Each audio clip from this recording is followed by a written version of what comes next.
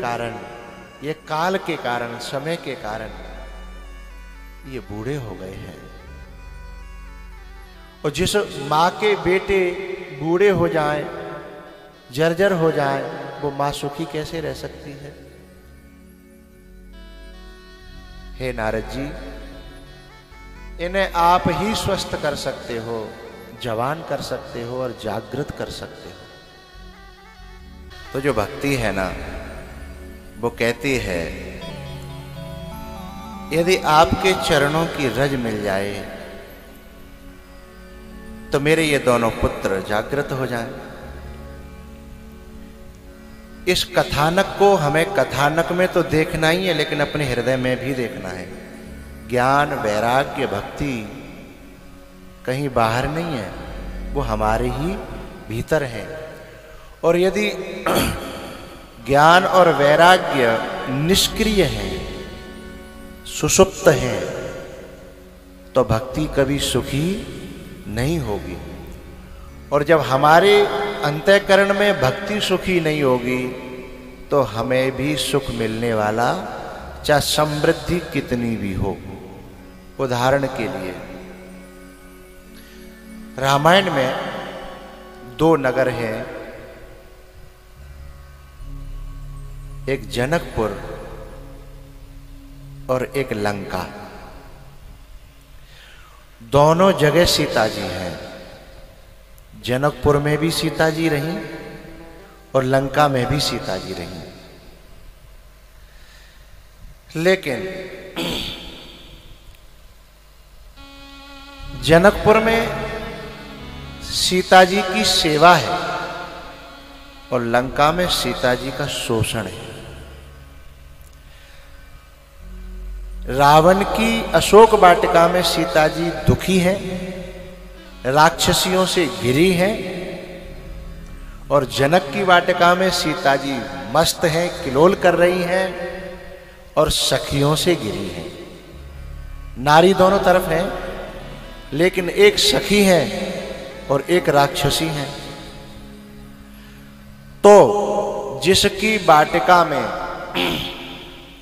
सीता जी यानी भक्ति सखियों से घिरी है, यानी भक्ति की जो सहायक जो गतिविधियां हैं, भक्ति की सहायक मनोवृत्तियां हैं, उनसे घिरी हैं सीता जी, तो वहां पर राम जी आएंगे और जनक को कृतार्थ कर देंगे। और जहां पर भक्ति दुखी है लंका में, राम वहां पर आएंगे है, लेकिन रावण का सुपड़ा साफ कर देंगे। भक्ति दोनों जगह है, लेकिन भक्ति एक जगह सुखी है और एक जगह दुखी है।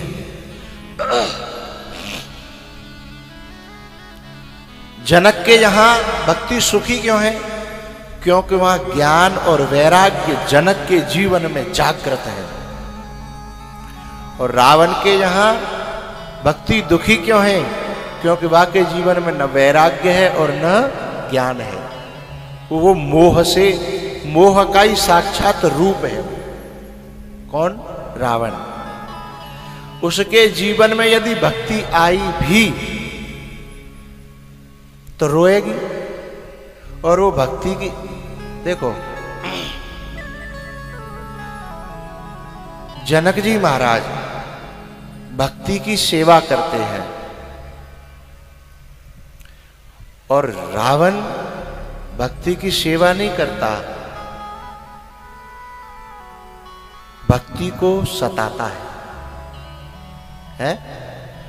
हमारे हृदय में यदि भक्ति को सताया जा रहा है, भक्ति पर प्रहार किया जा रहा है, भक्ति का शोषण किया जा रहा है, या भक्ति को, शब्दों को समझना, या भक्ति को भोग्या बनाने की कोशिश की जा रही है। भक्ति को रावण भोग्या बनाना चाहता है। क्या कह रहा है वो?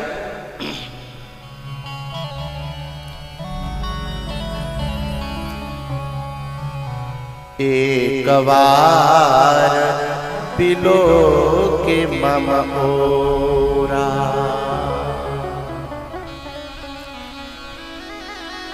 तब अनुचरी करहूं पन मोरा, एक बार बिलो के मम ओरा। मुझे स्वीकार कर ले। मंदोदरी आदि सब रानी, जितनी भी रानियां हैं ना, उन सबको नीचे कर दूंगा, तेरे को पटरानी बना दूंगा।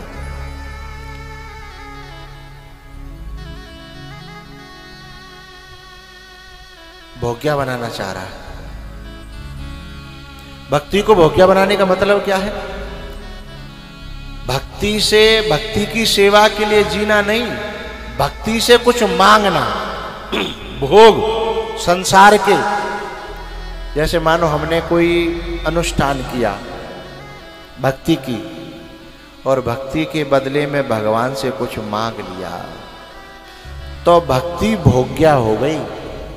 भक्ति भोगों के लिए हमने यूज कर ली, भक्ति को भोगों के लिए हमने प्रयोग कर लिया, तो हमारी रावणी वृत्ति हो गई। और जनक भक्ति से कुछ नहीं चाहते, बस भक्ति को ही खुश देखना चाहते हैं। जैसे बाप अपनी बेटी से, बोलो करो, कुछ नहीं चाहता, सिर्फ अपनी बेटी को खुश देखना चाहता है, चाहे वो कहीं भी रहे, बस खुश बनी रहे।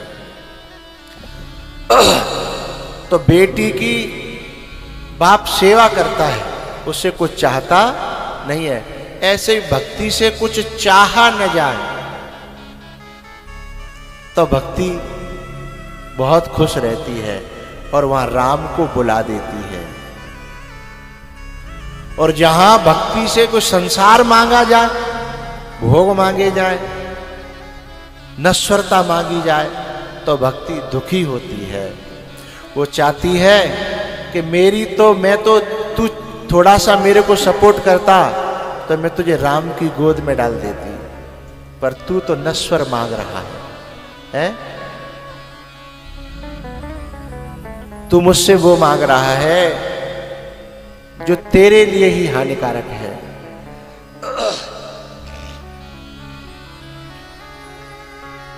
भक्ति रोती है। नारद जी ने सनत कुमारों से कहा कि मैंने कोशिश की थी क्या कि मैं उस भक्ति को संतुष्ट कर पाऊं, मैं ज्ञान वैराग्य को जागृत कर पाऊं, पर मैं कर नहीं पाया। आप ही कोई उपाय बताओ, मैं उसी से परेशान हूं। तब सनत कुमारों ने कहा, हे नारद जी, बहुत सरल उपाय है। बोले क्या? श्रीमद् भागवतालापः,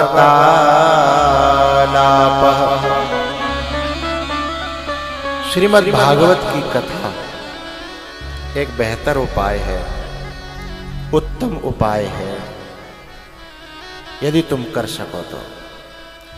नारद जी ने कहा, भगवान इसे तो आप ही करो ना, आप जैसे विरक्त महापुरुष मिल जाए तो काम बन जाए। सनत कुमार ने कहा, मैं कर दूंगा, मुझे कोई दिक्कत नहीं, हम 4 भाई हैं, कथा सुना देंगे भागवत की। भागवत की कथा श्रद्धा पूर्वक श्रवण की जाए तो दिल में तीनों भक्ति, ज्ञान और वैराग्य जागृत हो जाते हैं। जो सुसुप्त हैं, जो निर्बल हैं, जो जर्जर हैं।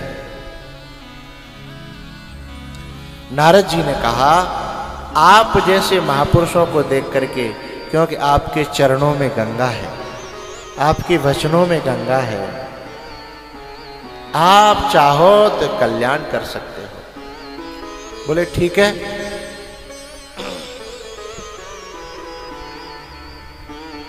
बोले कथा कहां रखी जाए? तो बोले हरिद्वार में रख लो, गंगा के किनारे।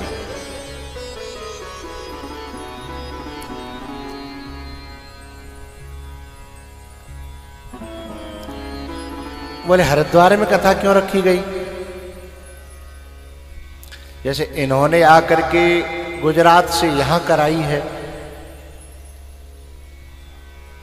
और आप मुझे नेपाल में ले जाकर के कथा कराना चाहते हो, तो आप लोग अपने संबंधियों के पास ले जाना चाहते हो।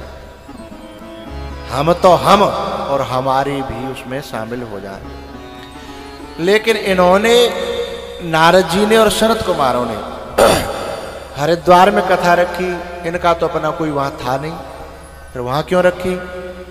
बोले इसलिए रखी क्योंकि सनत कुमारों का भी कोई अपना नहीं था और नारद जी का भी कोई अपना नहीं था। बोले चलो तीर्थ में रख लो, जहां जिसकी इच्छा होगी वो सब आकर के इकट्ठे हो जाएंगे गंगा के किनारे।